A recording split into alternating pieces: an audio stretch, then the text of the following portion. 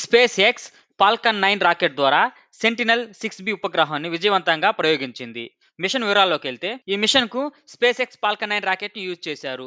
ఇది మూడోసారి ఉపయోగించిన బూస్టర్. ఈ మిషన్ ను వండెన్బర్గ్ స్పేస్ ఫోర్స్ బేస్ కాలిఫోర్నియా నుండి ప్రయోగించారు. మొదటి దశ బూస్టర్ విజయవంతంగా LZ-4 వద్ద ల్యాండ్ అయ్యింది. ఈ మిషన్ యొక్క లక్ష్యం గురించి మాట్లాడుకుంటే ప్రపంచవ్యాప్తంగా సీ సర్ఫేస్ హైట్ ను అత్యంత ఖచ్చితంగా మానిటర్ చేయడం, రాడార్ అల్టిమెట్రీ ద్వారా సముద్ర ఉపరితలాన్ని స్కాన్ చేసి ఎత్తులను కొలవడం. ఈ మిషన్ల యొక్క సైంటిఫిక్ ప్రాముఖ్యత విషయానికి వస్తే sea level rise, ocean currents మరియు వెదర్ ఫోర్కాస్టింగ్ మోడల్స్ ను మెరుగుపరచడంలో సహాయపడుతుంది. Hurricane prediction, infrastructure planning, maritime operations కోసం ఉపయోగపడుతుంది. వాతావరణ ఉష్ణోగ్రతల వర్టికల్ ప్రొఫైల్ అందిస్తుంది.